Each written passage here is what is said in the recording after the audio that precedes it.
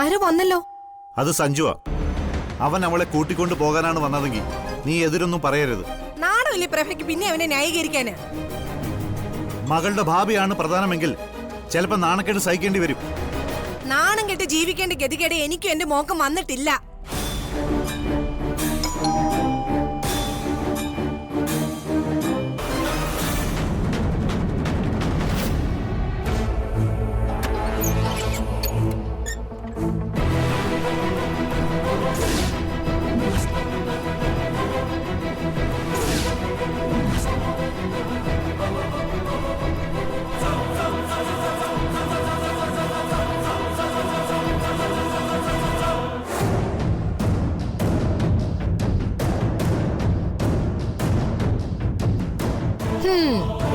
നീ മാത്രമേ ഉള്ളോ എന്താ തനിച്ചു പോരുന്നത്? അല്ല, നിന്റെ ഭാര്യയെന്നും പറഞ്ഞ് ജീവിക്കുന്ന ഒരുത്തിയും കൂടെ ഉണ്ടല്ലോ അവിടെ. പോരുമ്പോ അവളെ കൂടി കൊണ്ടുപോരാമായിരുന്നല്ലോ.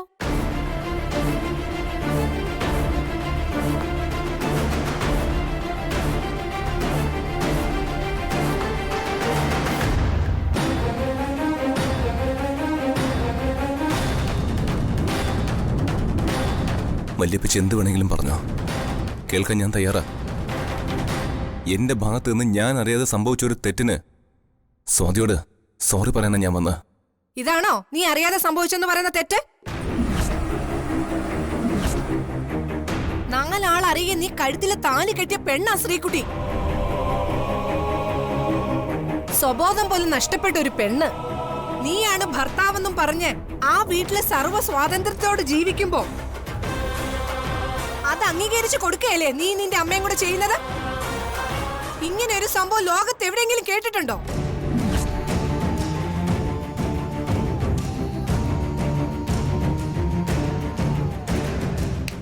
ചോദിച്ചതിന് ഉത്തരം പറയടാ. നിന്റെ സ്ഥാനത്ത് മറ്റൊരു ചെറുപ്പക്കാരനാണെങ്കിൽ എവിടുന്നോ കേറി വന്ന ആരോ താലി കെട്ടിയ ഒരു പെണ്ണിന്റെ ഭർത്താവ് പദവി ഏറ്റെടുക്കോടാ. അമ്മ എങ്ങനെയാണ് ആ വീട്ടിലെത്തിയെന്ന കാര്യം കാഞ്ചന മറന്നു പോകരുത്. നമ്മുടെ മകളാ അവളെ അവിടെ എത്തിച്ചത്. അതിന്റെ പേരിൽ നീ സഞ്ജുവിനെ കുറ്റപ്പെടുത്തരുത്. എന്റെ മോള് ചെയ്ത തെറ്റ് മൂടി വെച്ചല്ല ഞാൻ സംസാരിക്കുന്നത്. അമ്മ അഭിനയിക്കുന്നതല്ലെങ്കിൽ പോലും അവള് ചെയ്ത കാര്യങ്ങൾ മറക്കുന്നില്ല. പക്ഷേ സഞ്ജുവിന്റെ നിലപാടാണ് പ്രധാനം.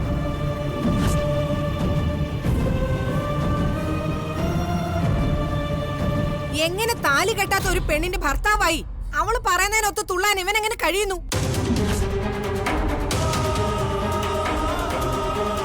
താലി കെട്ടിയ പെണ്ണെ എല്ലാം കാണുന്നു എന്നുള്ള ബോധം ഇവൻ എന്താ ഇല്ലാതായത്? എനിക്ക് പറയാനുള്ളതെല്ലാം ഞാൻ സ്വാതിയോട് പറയാം. സത്യം എന്താണെന്നറിഞ്ഞാ അവൾക്ക് കാര്യങ്ങൾ മനസ്സിലാവും. ഇനി നീ വന്നാൽ തന്നെ നിന്നെ കാണാൻ താല്പര്യമില്ലെന്ന് അവൾ പറഞ്ഞു കഴിഞ്ഞു. സഞ്ജു, നീ പോവാൻ നോക്ക.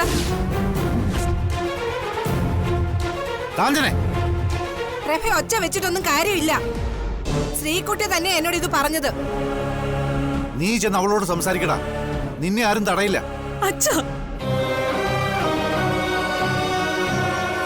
എനിക്കിനി പുതുതായിട്ട് കേൾക്കാനൊന്നുമില്ല.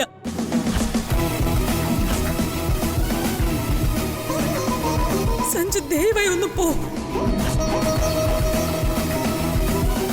ഞാൻ സമാധാനത്തോടെ എവിടെയെങ്കിലും ഒന്ന് ജീവിച്ചോട്ടെ.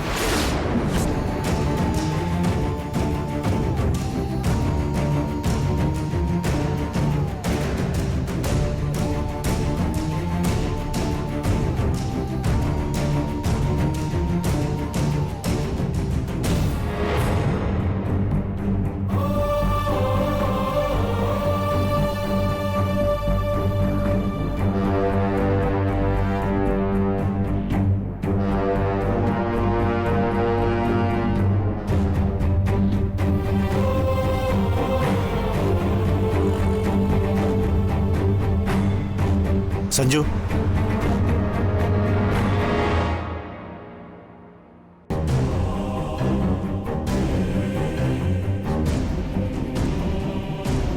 അവളുടെ മനസ്സൊന്ന് തണുക്കട്ടെ. നീ ഇപ്പൊ ചെല്ല്.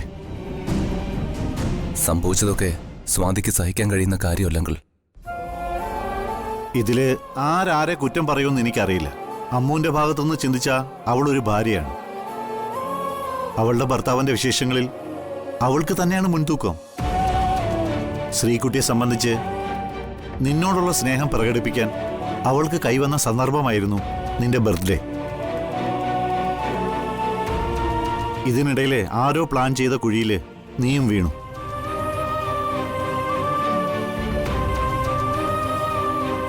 അമ്മ കാണിച്ച വിഡിത്തായിപ്പോയി നമ്മുടെ ശത്രുക്കളെ കൂടി ക്ഷണിച്ചത്. ദക്ഷ ആരാണെന്ന് അമ്മുവിനെ പറഞ്ഞ് മനസ്സിലാക്കാൻ പോലും നിങ്ങൾക്കാർക്കും കഴിയാതെ പോയല്ലോ.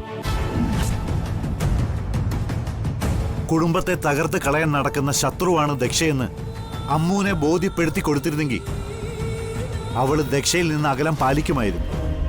അവളുടെ ഓർമ്മ തിരികെ കിട്ടാനുള്ള ആകെ ഒരു പ്രതീക്ഷ ദക്ഷയുടെ അമ്മയാണെന്ന് തോന്നിയതുകൊണ്ടാണ് ദക്ഷയെപ്പറ്റി കൂടുതലൊന്നും അവളോട് ഞങ്ങൾ ആരും പറയാതിരുന്നത്. ശ്രീകുട്ടി നിന്റെ കൂടെ വരുന്നെങ്കിൽ വരട്ടെ എന്ന് കരുതിയ നിന്നെ ഞാൻ അവരുടെ മുന്നിൽ വെച്ച് ന്യായീകരിച്ച് സംസാരിച്ചത്.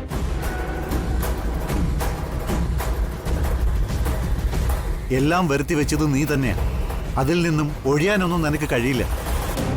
ആത്മാർത്ഥമായിട്ട് നിന്നെ സ്നേഹിക്കുന്ന ഒരു പെണ്ണുണ്ടെന്ന് അറിഞ്ഞിട്ടും എന്ത് സാഹചര്യത്തിന്റെ പേരിലാണെങ്കിൽ പോലും മറ്റൊരു പെണ്ണിന്റെ കഴുത്തിൽ താലി കെട്ടിയത് ആർക്കും അംഗീകരിക്കാൻ കഴിയുന്ന കാര്യമല്ല.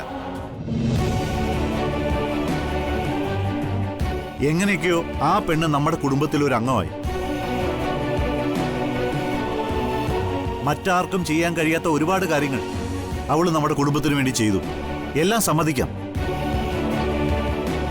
അമ്മുവിനെ തള്ളിപ്പറയാൻ ആർക്കും കഴിയില്ല. അതുപോലെ തന്നെ എനിക്കും. പക്ഷേ എനിക്ക് സ്വന്തം മകളുടെ ഭാവി നോക്കണ്ടേ? അവളെ ഇങ്ങനെ ഒരു അഗ്നികുണ്ഡത്തിലേക്ക് വലിച്ചെറിയാൻ ഒരച്ഛനായ എനിക്ക് കഴിയോ?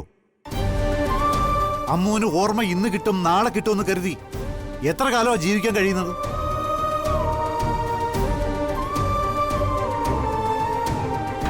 അങ്കിളിന്റെ മാനസികാവസ്ഥ എനിക്ക് മനസ്സിലാക്കാൻ കഴിയും. അമ്മുവിന്റെ ട്രീറ്റ്മെന്റിന്റെ കാര്യങ്ങൾ ഗോവിന്ദ് നോക്കുന്നുണ്ട്. അവനതില് നല്ല പ്രതീക്ഷ വെച്ച് തന്നെ സംസാരിക്കുന്നത്. അവളെ എത്രയും വേഗം മടക്കി കൊണ്ടുവരാൻ നമുക്ക് കഴിയും. എന്നാ നിന്നോടൊരു കാര്യം ഞാൻ തുറന്നു പറയട്ടെ. സത്യത്തിൽ എനിക്കിപ്പോ അങ്ങനെ ഒരു പ്രതീക്ഷയില്ല. അതൊക്കെ അസ്തമിച്ച നിലയിലാ ഞാനുള്ളത്. അതേ തിരിച്ചറിവിലാ ഇപ്പൊ ശ്രീകുട്ടിയും. അതിനുള്ള കാരണങ്ങളുണ്ട്. അവളുടെ ഭർത്താവ് നീയാണെന്ന് അവളുടെ മനസ്സിൽ അരക്കെട്ടിട്ട് ഉറപ്പിക്കുന്ന സംഭവങ്ങളല്ലേ അവിടെ അരങ്ങേറിക്കൊണ്ടിരിക്കുന്നത്. ഇതിങ്ങനെ പോയാ ട്രീറ്റ്മെന്റ് കൊണ്ട് എന്ത് പുരോഗതിയാണ് ഉണ്ടാകാൻ പോകുന്നത്?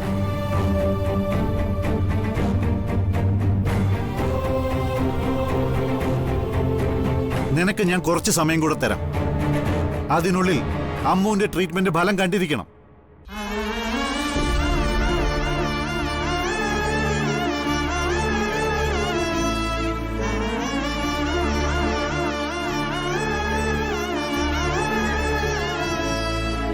നീയായി ഉണ്ടാക്കിയ കുരുക്ക് നീയായിട്ട് തന്നെ അഴിച്ചെടുത്ത് എന്റെ മകൾക്കൊരു ജീവിതം കൊടുക്കണം. അതിന് നിനക്ക് കഴിയാതെ ഇതിങ്ങനെ നീണ്ടുപോയ ശ്രീകുട്ടിയും കൊണ്ട് ഞാനും കാഞ്ചനയും രാജ്യം വിടും. പോകുന്നത് നിന്റെ കയ്യിൽ നിന്ന് ഡിവോഴ്സ് വാങ്ങിയിട്ടായിരിക്കും.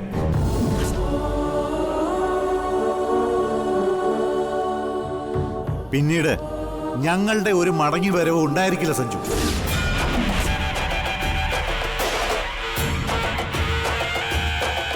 ഇത് ഞാൻ വെറുതെ പറയുന്നതല്ല, നീ അനുഭവിച്ചറിയാൻ പോകുന്നതാണ്.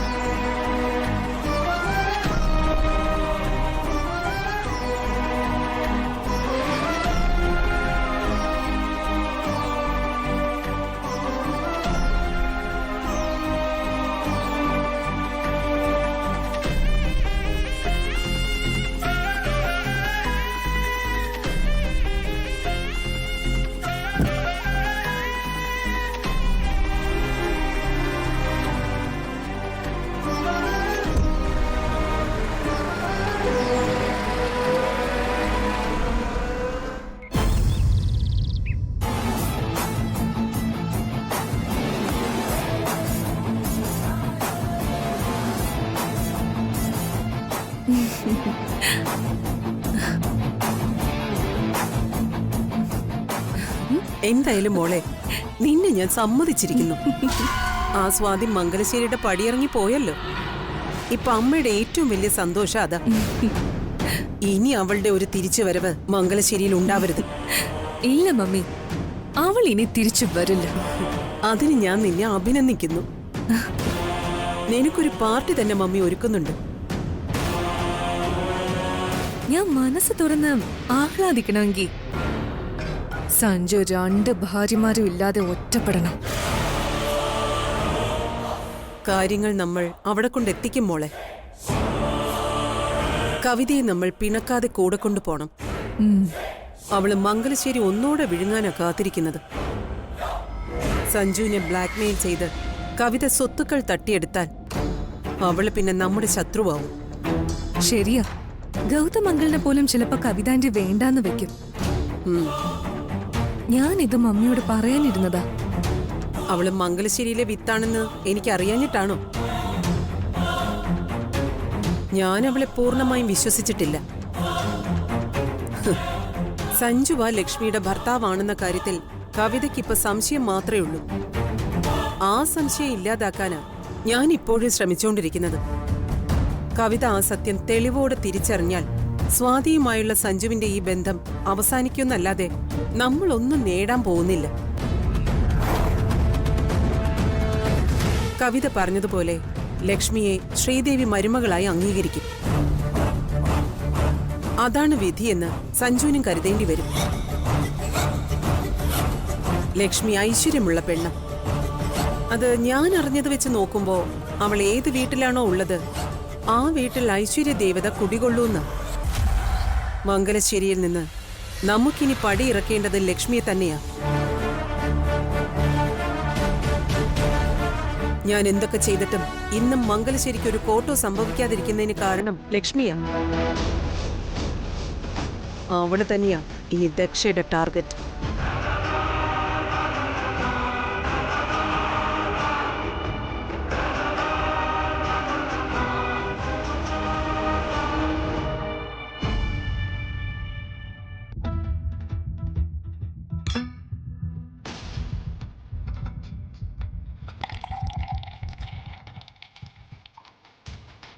സാർ, എന്താണ് ഇത്രയും വൈകിയേ? Sorry sir. ഇനി എന്തെങ്കിലും വേണോ? 2 ലാർജ് കൂടെ എടുത്തോ. ശരി സാർ.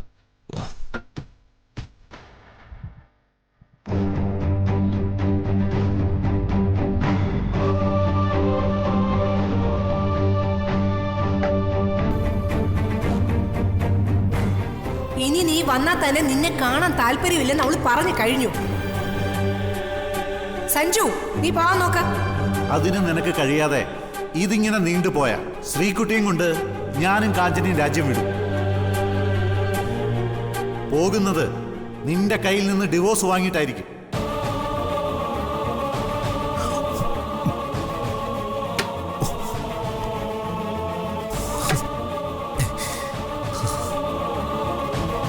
നീ പോയാ ഞാനില്ല സ്വാതി.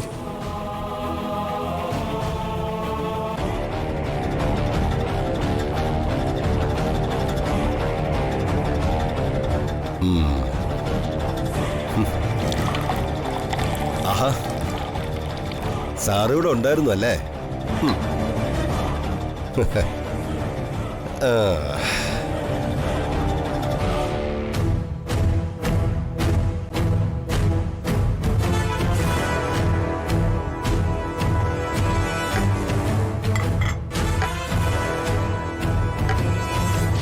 എന്താ സാർ വേണ്ടത്?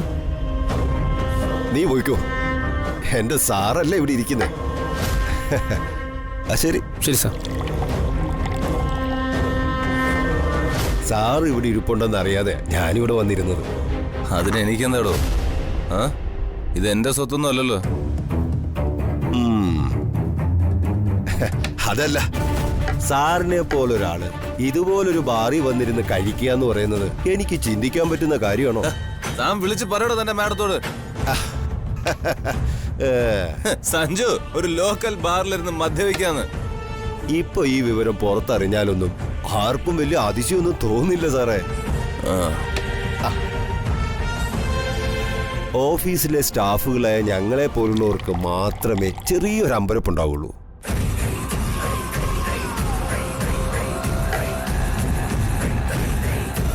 നീ പറഞ്ഞത് വ്യക്തമായിട്ട് പറയടാ.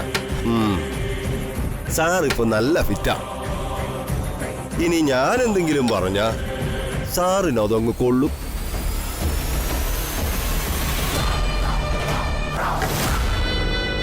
എനിക്ക് കൊല്ലാൻ മാത്രം എന്താണോ നിനക്ക് പറയാനുള്ളത്? എന്തെങ്കിലും പറയാനുണ്ടെങ്കിൽ നേരിട്ട് പറയണം. എന്തിനാ സാറേ മലർന്നിടുന്നു തുപ്പുന്നത്? സാറിന്റെ ഇപ്പോഴത്തെ അവസ്ഥയൊക്കെ എനിക്ക് നന്നായിട്ടറിയാം. ഞാനിത് ഓഫീസിൽ ആരോടും പറയാത്തതാ. ഓ, 2 ഭാര്യമാരല്ലേ സാറിപ്പോ ഒന്നിച്ചു വെച്ചോണ്ടിരിക്കുന്നത്.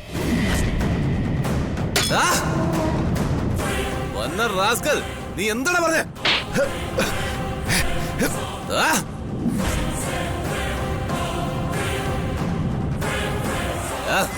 ഓർമ്മ നഷ്ടമായ ഒരു പെണ്ണ് എന്തേലും പറഞ്ഞു വെച്ച് നീ എന്നെ ബ്ലാക്ക് മെയിൽ ചെയ്യാൻ നോക്കണോ? ബ്ലാക്ക് മെയിൽ ചെയ്യണമെങ്കിൽ എനിക്കത് മുൻപേ ആയിരുന്നടാ.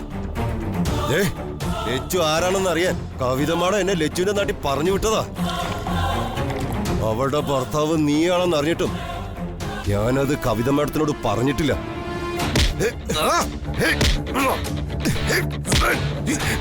നിന്നെ ഞാൻ വെച്ചേക്കില്ല. ഞാൻ ആരോടൊന്ന് ശരിക്കും അറിയണമെങ്കിൽ നീ വീട്ടിൽ ചെന്ന് നിന്റെ മുത്തച്ഛനോട് ചോദിക്കണം.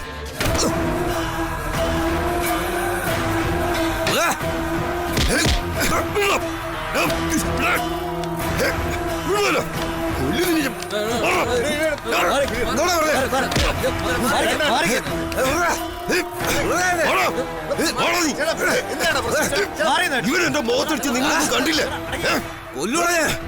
ആരല്ലേ ഇവിടെ വന്ന് പ്രശ്നം ഉണ്ടാക്കിയത്? ഞാൻ വെറുതെ വിടണ്ടാ. 2 പെണ്ണിനെ ഒരു വീട്ടിൽ വെച്ച് പൊറപ്പിക്കുന്ന നിനക്ക് എന്ത് യോഗ്യതയാടാ എന്നോട് മുട്ടാൻ?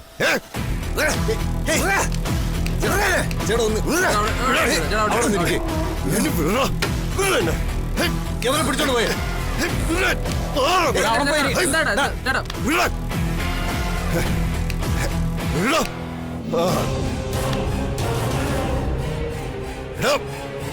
നീ എവിടെ പോയാലും നിന്നെ ഞാൻ നാറ്റിക്കൂടാ.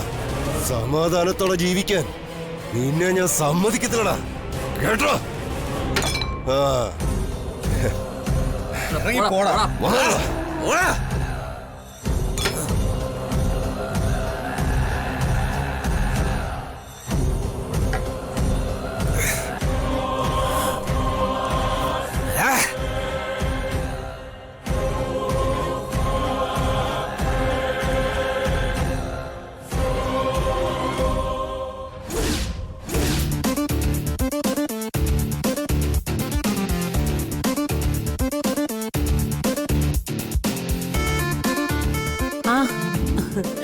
നിങ്ങൾ വരാൻ വേണ്ടി ഞാൻ വെയിറ്റ് ചെയ്തിരിക്കായിരുന്നു. എന്തിനാ ഈ പാർട്ടി എന്ന് മാത്രം ഗൗതം എന്നോട് പറഞ്ഞില്ല. സത്യമായിട്ടും എനിക്കിതേപ്പറ്റി അറിയില്ല. ഇത് എന്റെ മകളുടെ വിജയത്തിന് വേണ്ടി ഞാൻ നടത്തുന്ന പാർട്ടിയാ.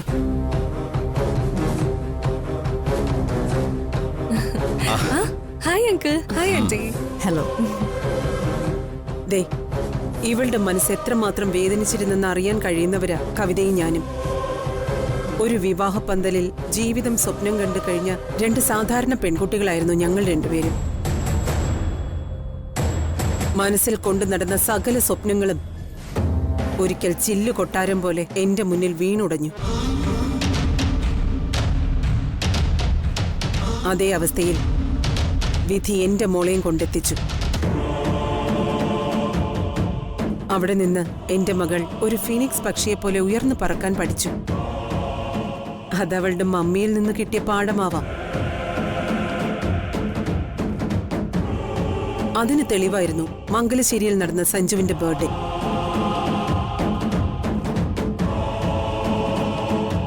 എന്റെ മോളത് തകർത്തു. മംഗലശ്ശേരിക്കാർ സന്തോഷിക്കാൻ നടത്തിയ ചടങ്ങ് അവരെ കണ്ണീരിലാഴ്ത്തി. സഞ്ജുവിന്റെ ഭാര്യ വീട് വിട്ടിറങ്ങി പോകണമെങ്കിൽ സഞ്ജന ഉണ്ടാക്കിയ തിരിച്ചടി എത്ര വലുതാണെന്ന് ഊഹിച്ചൂടെ? അതിനവൾക്ക് ഞാനൊരു പാർട്ടി കൊടുക്കാന്ന് പറഞ്ഞു. അതാ കവിതേ ഇന്നിവിടെ നടക്കുന്നത്. കൺഗ്രാസ് മോളെ. നിന്നെ ഒന്ന് അഭിനന്ദിക്കണമെന്ന് കരുതി, എങ്കിലും ആന്റിക്ക് അതിന് പറ്റിയില്ല. Thank you aunty. ഈ അവസരത്തിൽ ആന്റി ഒരു കാര്യം ചോദിക്കട്ടെ? നിന്റെ മനസ്സിൽ ഇപ്പോഴും സഞ്ജു ഉണ്ടോ? ഉണ്ട്.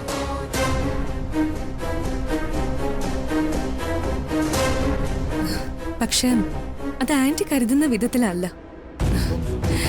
രണ്ട് സ്ത്രീകൾക്കിടയിൽ ഒറ്റപ്പെട്ടു പോയ സഞ്ജുവിന്റെ ദയനീയമായ മുഖം എനിക്കൊന്ന് കാണണം. അന്നേ എനിക്ക് സഞ്ജുവിനോടുള്ള പക തീരൂ. അതിനി അധികകാലം ഒന്നും കാത്തിരിക്കേണ്ടി വരില്ല.